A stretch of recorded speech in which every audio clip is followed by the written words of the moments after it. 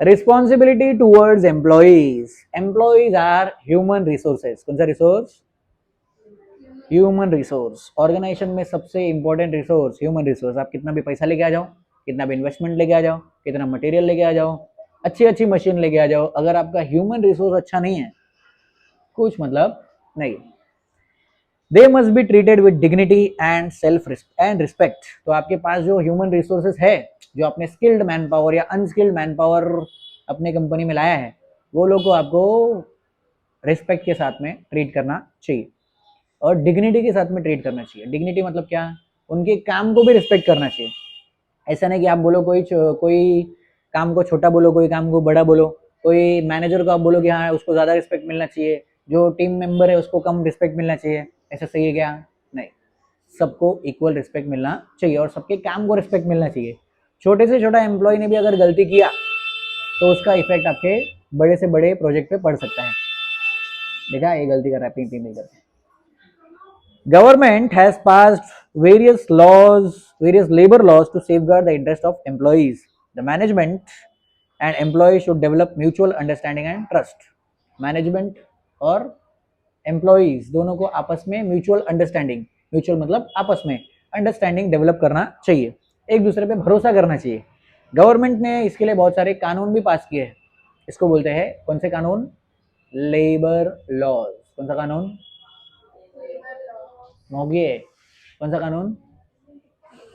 Labour laws. ठीक है, तो बिजनेस को टोटल 10 जिम्मेदारी पूरा करना पड़ता है अपने एम्प्लॉय लोग के लिए। सबसे पहला मतलब 10वें पे जाओ, पेज नंबर 118 पे, 1098 काउंट डाउन, पेज नंबर 118 पे जाओ, जागो। 118 पे मिसलेनियस जिम्मेदारी, जिम्मेदारी number 1, fair treatment to all employees. सब एम्प्लॉयज के साथ में फेयर ट्रीटमेंट करने का, किसी के साथ भी गलत करने का नहीं, कोई भी भेदभाव करने का नहीं। अगर दो मैनेजर्स है, एक लड़का है और एक लड़की है, तो लड़के लोग को ज्यादा पगार और लड़की लोग को कम पगार दिया, फेयर है कि अनफेयर है? अनफेयर है। तो अनफेयर ट्रीटमेंट करने का नहीं, बिजनेस की जिम्मेदारी है एम्प्लॉयज को लेकर। दूसरा, to recognise, appreciate and encourage special skills of employees. Employees को जब रिक्रूट किया जाता है, काम पे रखा जाता है, तो वो लोग का जॉब डिस्क्रिप्शन कुछ और होता है, लेकिन एज टाइम पासेस, जैसे जैसे वो लोग काम करते जाते हैं, नया नया स्किल पता चलता है कि अरे वाह, आपके अंदर ये स्किल भी है, आपको ड्राइंग भी आता है, आपको क्राफ्ट भी आता है, आप ये भी कर सकते हो, आप ये भी कर सकते हो। तो जब वो नए नए स्किल्स मिलते हैं, तो नए स्किल्स को अप्रिशिएट करना चाहिए, रिकॉग्नाइज करना चाहिए और एनकरेज करना चाहिए कि आपके अंदर जो स्किल है आप उसके हिसाब से ही काम करो। जैसे गूगल इसमें बहुत मस्त है। गूगल कंपनी पता है, गूगल में जब कोई नया एम्प्लॉय ज्वाइन होता है तो उसका क्वालिफिकेशन होता है इंजीनियर, है ना। वो सॉफ्टवेयर इंजीनियर रहते हैं या हार्डवेयर इंजीनियर रहते हैं, इंजीनियर के तौर पे वो लोग रिक्रूट करते हैं। लेकिन उधर जाने के बाद वो लोग बोलते हैं 1 महीना आप घूमो। घूमो मतलब अलग अलग डिपार्टमेंट्स में जाओ और आपको जो डिपार्टमेंट पसंद है उसमें काम करो। हाँ वही, मतलब बेसिक डिग्री तो वही चाहिए रहता है, बीटेक इन कंप्यूटर साइंस और ये सब वाला। तो वहाँ पे और बाकी तो इंटर्नशिप करके जा सकते हो तो जाओ। तो उधर जब नया एम्प्लॉय आता है ना, उसको लोग पूरा बिगाड़ देते हैं। ऐसे बिगाड़ते हैं, उधर पे आप जाओगे तो वो अलग ही पूरा दुनिया है। जैसे शॉपिंग मॉल होता है ना, वैसा वो लोग का पूरा हेडक्वार्टर है। वो हेडक्वार्टर में आपको हर एक 100 मीटर पे आपको बोलेंगे खाने का पेंट्री है, जो चाहिए खा लो। फिर उसके बाद खाते खाते थक गए तो सोने का भी व्यवस्था है, सो जाओ गूगल के हेडक्वार्टर्स पे। हाँ, तो सोने का भी उधर पे सुविधा है, आपको काम नहीं करना है, आपको कंटाल आ रहा है, सो जाओ। फिर उसके बाद अपने कभी कभी टीम वाले लोगों के साथ झिकझिक हो जाता है ना कि अरे ये टीम मेंबर मेरे को पसंद नहीं है, तो गूगल वाले बोलते हैं आप जब चाहो टीम स्विच कर लो, ये टीम से दूसरी टीम में चले जाओ। कुछ कुछ लोग होते हैं उनको कोई पसंद नहीं आता है, वो लोग बोलते हैं मेरे को किसी के साथ काम, कोई टीम मेरे को पसंद नहीं है। तो लोग बोलते हैं एक काम कीजिए, आप 1 महीना आपके पास है शुरुआत में, जब आप ज्वाइन करोगे, आप जाओ अलग अलग टीम देखो, आपको अगर कोई टीम पसंद आता है वो टीम में चले जाओ, नहीं पसंद आता है आप अकेले काम करो। या तो आप अलग अलग टीम में से मेंबर्स को बुला लो, वो लोग को कन्विंस करना आपका काम है, कन्विंस कर लो, आप खुद का टीम बना लो। क्या किया वो लोग ने? रिकॉग्नाइज, अप्रिशिएट और एनकरेज। कौन से ऑफिस में? गूगल ऑफिस में जॉब अप्लाई करो, पहले पढ़ाई करो, अप्लाई करो, हो गया। वो लोग इंटर्नशिप्स आते हैं, ऑनलाइन इंटर्नशिप आते हैं, वो उसमें अप्लाई कर सकते हो, उसमें भी वो लोग बुलाते हैं, यहाँ पे जाके आप काम कर सकते हो। ऑनलाइन सर्च करते रहने का, गूगल पे, एप्पल पे, ये सब आते रहते हैं। कि आप ऑनलाइन घर पे बैठ के भी उनके इंटर्न बन सकते हो, महीने का 10,000 आराम से कमा सकते हो। हाँ, स्टूडेंट लोग के लिए इंटर्नशिप होता है, और किसके लिए होता है? फुल टाइम जॉब तो आपने पूरा क्वालिफिकेशन खत्म कर लिया, उसके बाद इंटर्नशिप स्टूडेंट लोग के लिए होता है। पढ़ाई चालू रखना पड़ता है, ऐसा नहीं कि पढ़ाई छोड़ दो। ठीक है, चलो आगे देखो। तीसरा मिसलेनियस वाला, to introduce code of conduct.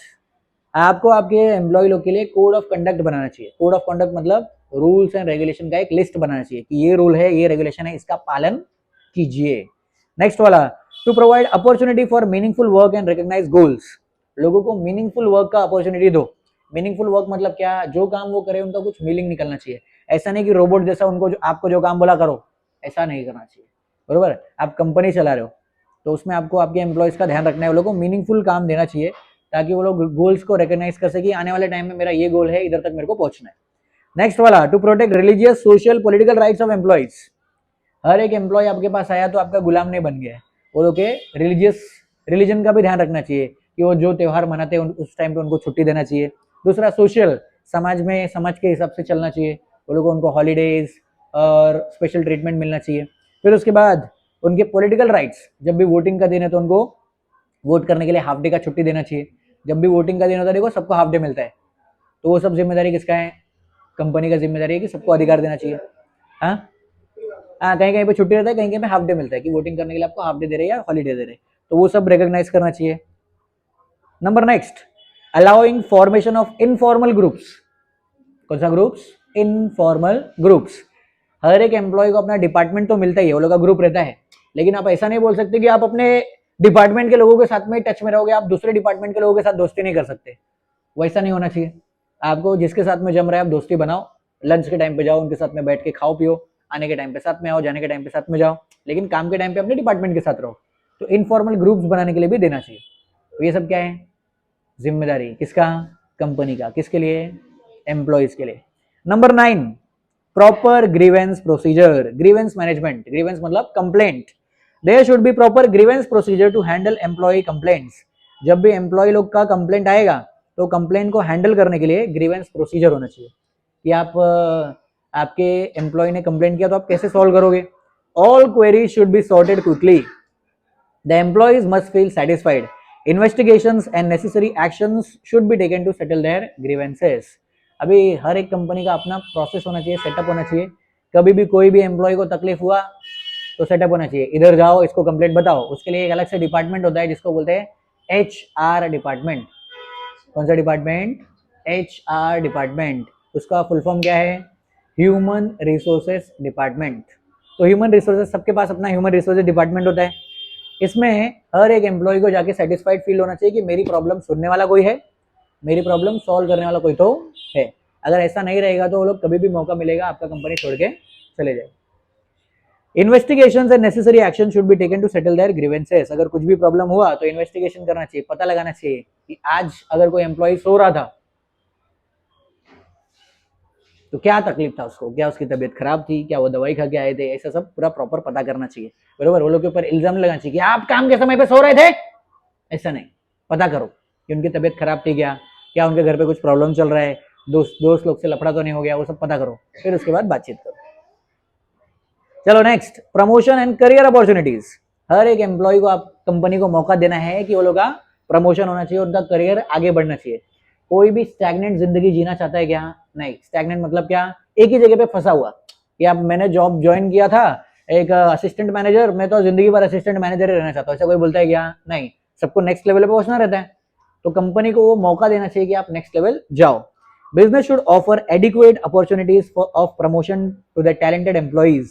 सबको प्रमोशन मिलेगा क्या? नहीं। किसको प्रमोशन मिलेगा? जो टैलेंटेड होगा, जिसके अंदर स्किल होगा, तो उसके लिए मौका प्रोवाइड करना चाहिए। They should give proper information about qualification, skills and experience required to obtain promotion. It will increase awareness among employees and also they will be motivated to take efforts. Employee लोग बोलेंगे हम लोग effort क्यों ले? अगर वो employ को पता रहेगा कि शुरुआत में मैं असिस्टेंट मैनेजर था, बाद में भी असिस्टेंट मैनेजर ही रहेगा, तो कई के लिए ज्यादा काम करने का? एक्स्ट्रा काम करेंगे क्या? नहीं। खुद से एफर्ट करेंगे क्या? नहीं। मोटिवेशन रहेगा क्या? नहीं। एक टाइम के बाद वो काम करने का पूरा इच्छा ही खत्म हो जाएगा। लेकिन अगर उनको पता रहे कि ये स्टैंडर्ड प्रोसीजर है, अगर आप ये लेवल पे पहुंच जाओगे तो आपको प्रमोशन मिलेगा, फिर ये लेवल पहुंच जाओगे आपको प्रमोशन मिलेगा, तो वो लोग मोटिवेटेड रहेंगे कि अभी मेरे को ये लेवल पे पहुंचना है। जैसे एग्जाम के टाइम पे आप लोगों को बोलते हैं ना, अगर इतना मार्क्स आ गया तो आप फर्स्ट, इतना मार्क्स आ गया तो डिस्टिंक्शन 75% से ऊपर, अगर इतना मार्क्स आ गया तो फर्स्ट क्लास, अगर 35-40 के बीच में रहेगा तो पास। तो ये लेवल्स वो लोगों को पता होना चाहिए, वो लोगों को क्लियर कट मालूम होना चाहिए कि मेरा प्रमोशन कब होगा, मेरे को कितना काम करना है। जैसे सेल्स वाले लोग का रहता है, वो लोग को डेली टारगेट होता है, क्या होता है, डेली टारगेट होता है, फिर वो लोग का वीकली टारगेट होता है, फिर वो लोग का मंथली टारगेट होता है, फिर वो लोग का ईयरली टारगेट होता है। तो उसके हिसाब से वो लोग काम करते हैं कि आज के दिन मेरे को इतना सेल्स तो करना ही, ऑलवेज प्रमोशन का। तो इसके लिए हर एक एम्प्लॉय को आपको जिम्मेदारी देना है कि आप अपने जिम्मेदारी के हिसाब से मोटिवेशन के साथ काम करो, प्रमोशन भी मिलेगा। Next, workers participation in management. The workers must be encouraged to take part in management by forming workers committee. Suggestion schemes, profit sharing can be encouraged by management. It will raise their morale and give them a sense of belonging.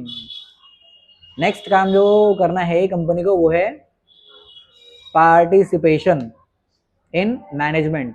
Worker लोग को भी ऐसा लगना चाहिए, क्या बैठे लो, worker लोग को भी ऐसा लगना चाहिए कि हमारा भी मैनेजमेंट में कुछ तो कंट्रीब्यूशन है, हम लोग भी मैनेजमेंट में कुछ, हमारी बात की भी कीमत है। कैसे होगा, जब कंपनी के जो मैनेजमेंट है वो लोग सवाल जवाब करेंगे कि ये साल आपने काम किया, आपको क्या क्या ड्रॉबैक्स दिखा, ड्रॉबैक्स मतलब क्या क्या कमी दिखा हमारी कंपनी में, वो बताइए, और अगले साल हम लोग कैसे इंप्रूव कर सकते हैं वो बताइए। तो क्या होगा, एम्प्लॉय लोग को भी अच्छा लगेगा, बोलेगा देखो देखो कंपनी कितना अच्छा है, हम लोग से सवाल पूछ रहे हैं। तो वो लोग अपना अपना तकलीफ बताएंगे, देखो देखो मेरे डिपार्टमेंट में ये तकलीफ आया, मेरे में ये तकलीफ आया, मेरे में ये तकलीफ आया, फिर उसका एक लिस्ट बनेगा। अगर मैनेजमेंट वो 30 में से 3 के ऊपर भी काम करता है तो एम्प्लॉय लोग मोटिवेटेड रहेंगे, बोलेंगे हमारी बात में 30 में से कम 3 तो सुना, तो अगले बार वो लोग फिर से कंट्रीब्यूट करेंगे। अभी ये बैकलैश भी हो सकता है, अगर मैनेजमेंट ने सबको पूछा लाई आपके डिपार्टमेंट में क्या तकलीफ आया, क्या तकलीफ आया, पूछ लिया, लेकिन कोई भी चेंजेस नहीं लाया, तो अगले साल जब वापस पूछेंगे तो लोग बताएंगे क्या, नहीं, वो लोग बोलेंगे बस ये लोग नाम के लिए पूछते हैं, कुछ करते हैं क्या, नहीं। तो जैसा पूछोगे उसके ऊपर एक्शन भी लेना चाहिए।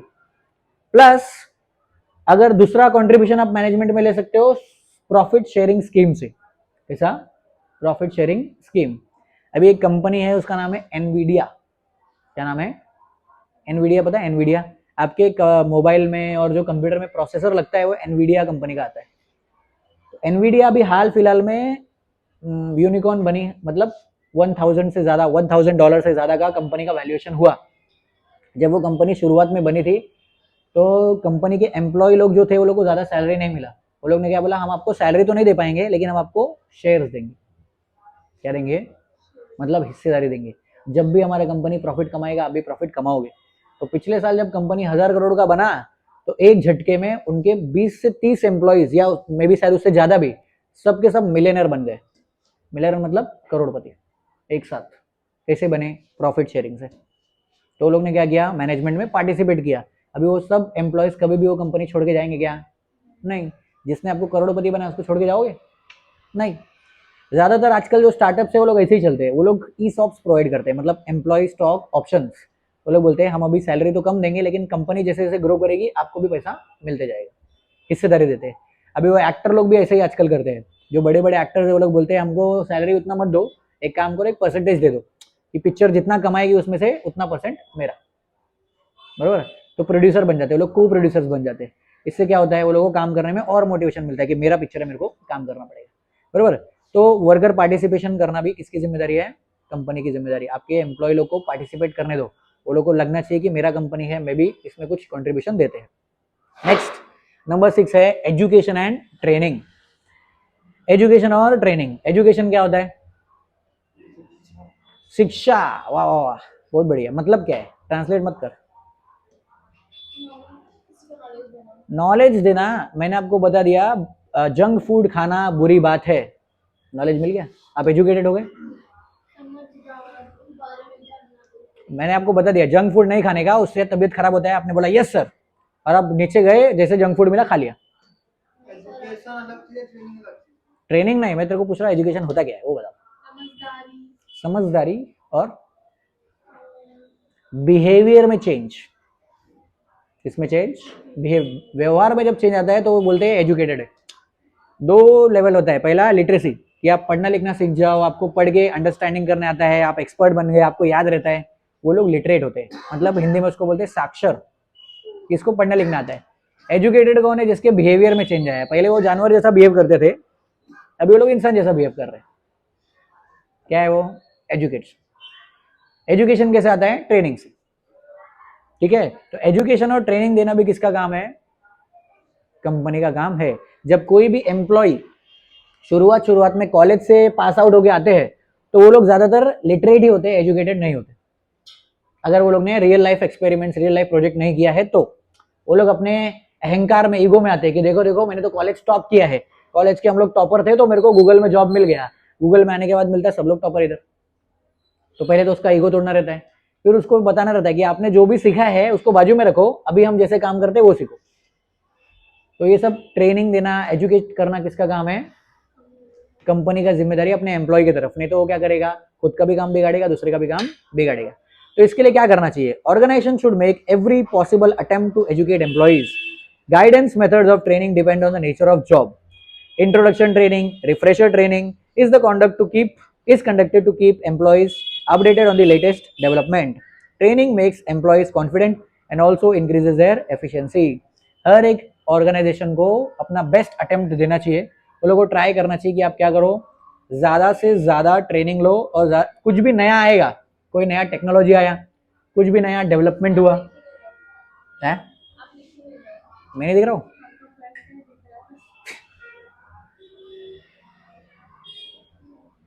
अभी अभी दिख रहा हूँ?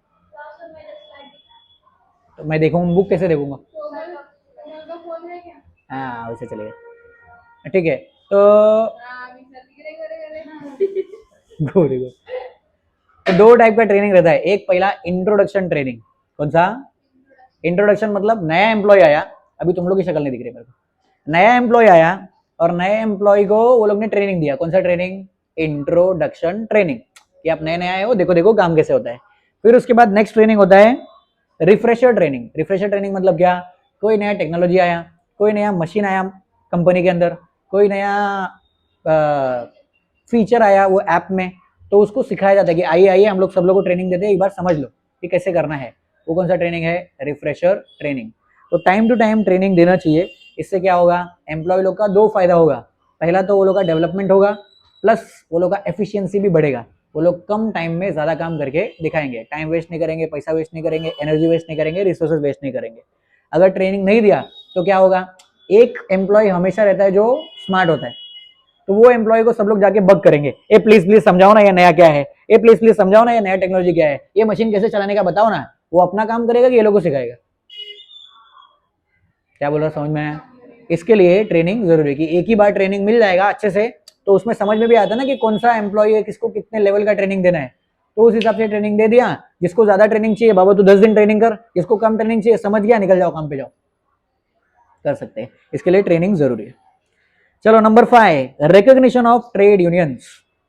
5 number, recognition of trade union. Trade union मतलब क्या?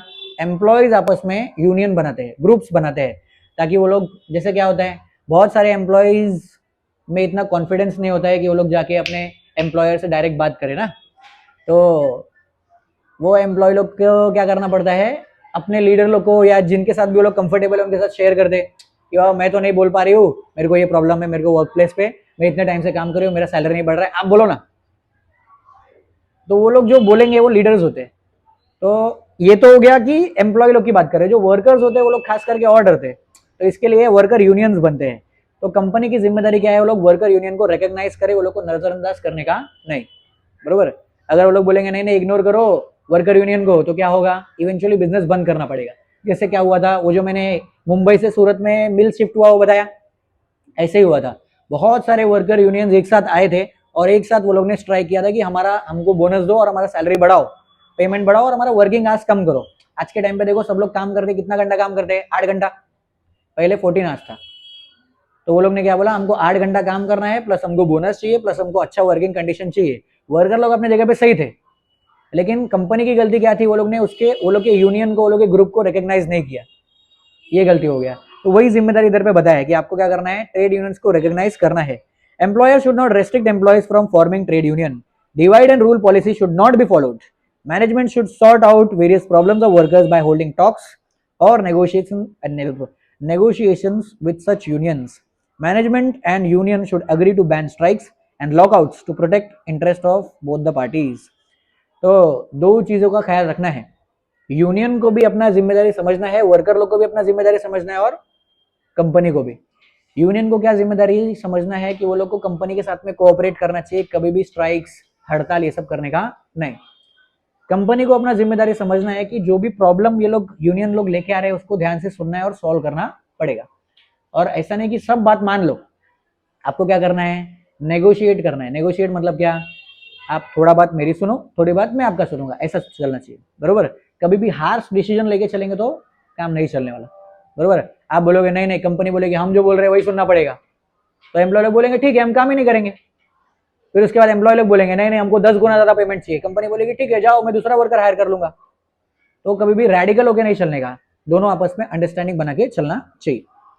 उसके बाद चौथा सबसे जिम्मेदारी, चौथा सबसे इंपॉर्टेंट जिम्मेदारी कौन सा, गुड वर्किंग कंडीशंस। अभी देखो, employee should be provided with good working conditions such as adequate lighting, ventilation, drinking water facility etcetera. Necessary steps should be taken to avoid air, water and sound pollution. There should be proper working hours with lunch breaks and rest pauses, बराबर। तो company की जिम्मेदारी अपने employees के तरफ कि वो लोग को अच्छा वर्किंग कंडीशन दो। अच्छा वर्किंग कंडीशन क्या होता है, वो लोग को समय समय पे ब्रेक मिलना चाहिए, जहां पे भी वो लोग काम कर रहे हैं वो लोग को एडिक्वेट लाइटिंग मिलना चाहिए, जैसे अभी लाइटिंग मिल रहा है, लाइटिंग परफेक्ट होना चाहिए, बरोबर। मालूम पड़ा अंधेरे में ढूंढ रहे हैं कहाँ है पेपर, अच्छा इधर है, ठीक है 4 दिन में चश्मा लग गया, कुछ फायदा हुआ नहीं, जितना पैसा कमाएगा उसमें दवाई में चलेगा, कुछ मतलब नहीं है। इसके लिए लाइटिंग अच्छा होना चाहिए। वेंटिलेशन मतलब गर्म हवा बाहर आना चाहिए, ठंडा हवा अंदर आना चाहिए। वेंटिलेशन का सुविधा होना चाहिए, पीने के पानी का सुविधा होना चाहिए, वॉशरूम की सुविधा होना चाहिए, साफ सफाई होना चाहिए, सैनिटेशन होना चाहिए, एयर पोल्यूशन कम होना चाहिए, पानी का पोल्यूशन कम होना चाहिए, नॉइज पोल्यूशन कम होना चाहिए। इन सब चीजों का ख्याल रखना चाहिए किसको, कंपनी को। काम करने का टाइम फिक्स होना चाहिए कि कितने बजे आना है कितने बजे जाना है। बहुत सारी जगह पे क्या होता है, आने का टाइम तो फिक्स है लेकिन जाने का टाइम फिक्स नहीं है, वो भी बुरी बात है। प्लस वो लोगों को टाइम टू टाइम ब्रेक्स मिलना चाहिए, खाने के लिए टाइम मिलना चाहिए, थोड़ा टाइम पास करने के लिए टाइम मिलना चाहिए कि आप रिफ्रेशमेंट हो जाओ, बाकी लोगों से बातचीत कर लो, इंसान है रोबोट नहीं है। ये सब जिम्मेदारी किसका है, कंपनी का। किसके लिए, एम्प्लॉयज के लिए। Next, health and safety measures. तीसरा, health and safety measures. Business should protect health and hygiene of employees. Canteen facility, medical facility, proper sanitation must be provided to the workers. Proper maintenance of machines and premises must be done to prevent accidents and to control pollution. Safety equipments like hand gloves, safety shoes, helmets, goggle, mask, etc. should be provided to concerned employees. अगला जिम्मेदारी, हर एक employ के health की जिम्मेदारी किसकी, company की। हर एक employ के सेफ्टी की जिम्मेदारी किसकी, कंपनी की। ठीक है, कैसे हेल्थ और सेफ्टी कैसे देखोगे, सबसे पहला कंपनी को क्या देखना है, साफ सफाई होना चाहिए, हाइजीन मेंटेन होना चाहिए। हाइजीन एंड सैनिटेशन, हाइजीन मतलब खुद का सफाई, सैनिटेशन मतलब अपने आसपास का सफाई होना चाहिए। तो दोनों चीजें मेंटेन करने के लिए फैसिलिटी मिलना चाहिए, हैंड वॉश का सुविधा होना चाहिए, कैंटीन का सुविधा होना चाहिए, medical facility, first aid box होना चाहिए, proper sanitation, time to time झाड़ू पोछा ये सब होना चाहिए, सब वर्कर लोग के आसपास ऐसा होना चाहिए। Proper maintenance of machines, machines जो है उसको प्रॉपर मेंटेनेंस करना चाहिए, नहीं तो मालूम पड़ा मशीन टूट गया, हाथ जल गया, मशीन टूट गया हाथ जल गया, नहीं मशीन ब्लास्ट हो गया हाथ जल गया, ऐसा भी हो सकता है।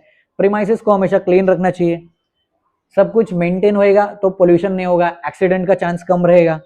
जो भी एम्प्लॉयज है जो खतरे वाला काम करते हैं, कौन सा काम, खतरनाक काम करते हैं, वो लोग को सेफ्टी इक्विपमेंट्स देना चाहिए, हाथ में ग्लव्स पहनने को देना चाहिए, सेफ्टी शूज, गॉगल, हेलमेट्स ये सब देना चाहिए, जिससे क्या होगा, वो एम्प्लॉय लोग हमेशा सेफ रहेंगे, बराबर। तो सेफ्टी की जिम्मेदारी भी किसका है, ऐसा वो लोग ऐसा नहीं बोल सकते कंपनी वाले, हमने आपको काम पे रखा है, आपका सेफ्टी आपकी जिम्मेदारी, ऐसा चलेगा क्या, नहीं।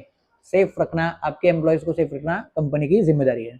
Number 2, second last, fair remuneration. कौन सा रेम्यूनरेशन, क्या बोल रहा है, थक गया, क्या नहीं दिख रहा है, नहीं दिख रहा है तो वो फ्लैश उधर बुक में घुमा लो, मेरे को नहीं, मैं नहीं दिखूंगा चलेगा, मैं नहीं दिखूंगा चलेगा, चलेगा, मैं काला दिखूंगा, चलेगा। ये लाइट है, लाइट है, लाइट है।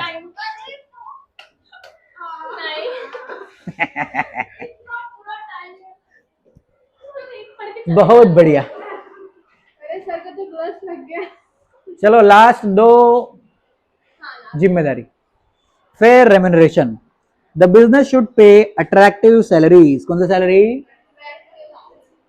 अट्रैक्टिव सैलरी मतलब ऐसा सैलरी कि सब लोग खींचे चले आए कि मेरे को यही कंपनी में काम करना है। जैसे गूगल है, माइक्रोसॉफ्ट है, एप्पल है, सब लोग, अभी मैंने बस थोड़ा सा बताया, आप लोग सब लोग बताए सर काम कैसे मिलेगा। अट्रैक्टिव सैलरी देना चाहिए। Also other incentive like bonus, like overtime allowance should be given to them. Remuneration should be fixed according to the nature of work. Suitable wage plans providing increments and revision of wages is also essential. Company का जिम्मेदारी है employ लोग की तरफ phone रख दो। हाँ कुछ नहीं कर दो, क्या के लिए फोन चाहिए, फोन रख दो। तो ये लोग की जिम्मेदारी क्या है? कोई भी एम्प्लॉय आएगा उसको अच्छा खासा सैलरी दो, प्लस अगर वो एक्स्ट्रा टाइम काम कर रहे हैं तो वो लोग को एक्स्ट्रा पैसा दो, या तो उनका टाइम उनको वापस दो। जैसे पिछले बार मैंने देखो एग्जांपल बताया था कि बहुत सारे मैनेजर लोग क्या करते हैं मालूम है, अगर एम्प्लॉय लोग वीकेंड्स पे काम कर रहे हैं, सैटरडे संडे काम करते हैं, तो वो लोग बोलते हैं आपने आपकी जिंदगी का 2 दिन मुझे दिया, मैं आपको आपकी जिंदगी का 2 दिन वापस दे रहा हूँ, मंडे ट्यूसडे काम पे आने का नहीं। हमारे कोई कोई कंपनी बोला, हमारे यहाँ नहीं होता मालूम, ठीक है। तो क्या कर रहे हो आप, वो लोग को ओवर टाइम अलाउंस दे रहे हो कि बाबा आप ओवर टाइम काम किया तो आप 2 दिन छुट्टी ले लो। या तो बहुत सारी कंपनी में क्या होता है कि आज आपने एक्स्ट्रा टाइम काम किया ना, कि आपका टाइम 5 बजे खत्म हो जाता है, आपने 7 बजे तक काम किया, कल आप 2 घंटा लेट आओ, ये भी क्या है, ओवर टाइम अलाउंस। रेम्यूनरेशन जो भी है वो अच्छे से फिक्स करना चाहिए। अलग अलग क्राइटेरिया होता है रेम्यूनरेशन फिक्स करने का। रेम्यूनरेशन याद रखो 2 टाइप का होता है, पहला सैलरी, दूसरा वेजेस। कैसे फिक्स होगा? वो लोग का क्वालिफिकेशन के हिसाब से, वो लोग के ट्रेनिंग के हिसाब से, वो लोग उन लोगों का नेचर ऑफ वर्क कैसा है, वो लोग क्या काम कर रहे हैं, उसके हिसाब से सैलरी फिक्स होगा। Suitable wage plans providing increments and revision of wages is also essential. आप जो जैसा काम कर रहे हैं उसको वैसा पैसा दो, प्लस साथ साथ में वो लोग को ये अश्योरेंस दो। क्या देने का कोमल? अश्योरेंस। अश्योरेंस मतलब भरोसा दिलाओ कि आपका पगार टाइम आने पे बढ़ेगा, इंक्रीमेंट होगा, और आपका वेज प्लान रिवाइज भी होगा। रिवाइज मतलब क्या? जब काम बढ़ेगा तो पैसा भी बढ़ेगा। ऐसा आपको अश्योरेंस दिलाना है। कंपनी का जिम्मेदारी है किसके लिए? एम्प्लॉयज के लिए। फेयर रेम्यूनरेशन, पैसा ढंग से देने का। नंबर 1 जिम्मेदारी, number 1 responsibility, number 1 towards employees, job security. सबसे जरूरी जॉब सिक्योरिटी। हर एक एम्प्लॉय को लगना चाहिए कि मेरा जॉब ये कंपनी में सेफ है, कभी भी मेरे को काम से निकालेंगे नहीं। अगर निकालेंगे भी तो भी मेरे को नोटिस देंगे, मतलब 1 महीने का टाइम मिलेगा जिसमें मैं बाकी दूसरे जगह पे जाके जॉब ढूंढ सकता हूँ। इसको बोलते हैं job security. Security of job provides a mental peace and employees can work with full dedication and concentration. Commitment with the work will raise their morale and loyalty towards the organization. जैसे जैसे employees को ये भरोसा होते जाएगा कि मेरा job ये कंपनी में, ये ऑर्गेनाइजेशन में, ये फैक्ट्री में सेफ है, तो वो लोग पूरे डेडिकेशन के साथ काम करेंगे। अगर आप किधर पे काम कर रहे हो, आपको मालूम रहे कि कभी भी मेरा जॉब जा सकता है, कल भी मेरे को काम से निकाल सकते हैं, आप पूरा दिल लगा के काम करोगे? हाँ, आपको पता है कि कभी मेरे को काम से निकाल सकते हैं, तो आप डेडिकेशन के साथ काम करोगे? नहीं। हाँ वही, लेकिन बरोबर है, अच्छे से करेंगे तो रखेंगे, लेकिन अगर वो लोग ने पहले ही क्लियर कर दिया देखो हमारे कंपनी में किसी का भी जॉब सेफ नहीं है, कभी भी नौकरी जा सकता है, तो क्या होगा? कोई भी डेडिकेशन के साथ काम करेगा क्या? नहीं। बरोबर। उल्टा सोचो, अगर आप एक कंपनी हो, आपने एम्प्लॉयज को भरोसा दिला दिया आपका जॉब इधर 6 महीना सेफ है, तो वो लोग डेडिकेशन के साथ काम करेंगे कि नहीं? करें। तो इसके लिए जॉब सिक्योरिटी होना चाहिए, बशर्ते आप रूल्स लागू कर रहे हो कि आप उनको आलसी भी नहीं बना रहे हो। आपने बोला कि 6 महीना कोई आपको हाथ भी नहीं लगा सकता, ऐसा बोल दोगे तो लोग बोलेंगे कोई कुछ नहीं कर सकता, क्या के लिए मेहनत करूं। आपने रूल्स भी बनाया कि अगर आपने ये चीज फॉलो नहीं किया तो हम लोग क्या करेंगे, आपको 1 महीने का नोटिस देंगे, उसके बाद काम से निकाल देंगे। जैसे ये जो एयरटेल फाइबर वगैरह कंपनी, मालूम है एयरटेल का इंटरनेट ये लोग लगाते हैं, उसमें वो लोग का पॉलिसी है कि पहला 1 महीने जब आप आओगे तो आपको काम सिखाया जाएगा। उसमें अगर आप 5 दिन भी काम करो, 10 दिन, हाँ 10 दिन भी काम करो, आपको पूरा सैलरी मिलेगा। किसने बोला? कंपनी ने। तो कंपनी तो अपने हिसाब से अच्छा कर रही है, कुछ एम्प्लॉयज होते हैं इसका गलत फायदा भी उठाते, तो वो लोग के लिए कंपनी कुछ नहीं कर सकती, लेकिन बाकी लोग तो दिल लगा के काम करते हैं। क्यों? क्योंकि वो लोग के पास जॉब सिक्योरिटी है, उसमें वो लोगों को एक मेंटल पीस मिलता है, दिमाग में शांति रहता है कि ये कंपनी मेरे को कभी भी भगाएगा नहीं, तो लोग अच्छे से काम करते हैं। जब वो लोग अपने काम की तरफ कमिटमेंट रखेंगे कि मेरा कंपनी, मेरे को ये लोग ने जॉब दिया है, अगर जब वो लोग का घर का कंडीशन खराब है उस टाइम पे अगर कंपनी वालों के साथ में खड़े रहेगा, वो लोग बोलेगा कि जॉब आपका कहीं नहीं जा रहा है। जैसे कोविड के टाइम पे बहुत सारे लोग का जॉब चले गया, लेकिन बहुत सारी कंपनीज ऐसी थी, वो लोग ने बोला कि आप कुछ मत करो लेकिन आपका सैलरी आपके अकाउंट में आते रहेगा। तो आपको क्या लगता है, वो एम्प्लॉयज जिनको वो पैंडेमिक के टाइम पे जब उनको सबसे ज्यादा जरूरत था वो कंपनी ने उनका साथ दिया, कभी भी वो कंपनी को छोड़ के जाएंगे क्या? नहीं। कमिटमेंट आ जाता है कि ये कंपनी ने मेरा गलत टाइम में, गलत नहीं बुरे समय में साथ दिया, तो हम लोग हमेशा कमिटमेंट के साथ काम करेंगे, 100% देंगे। तो इसके लिए कंपनी की जिम्मेदारी है अपने एम्प्लॉय लोग को क्या देने का? जॉब सिक्योरिटी देने का, बरोबर। तो टोटल 10 एम्प्लॉय लोग की तरफ जिम्मेदारी।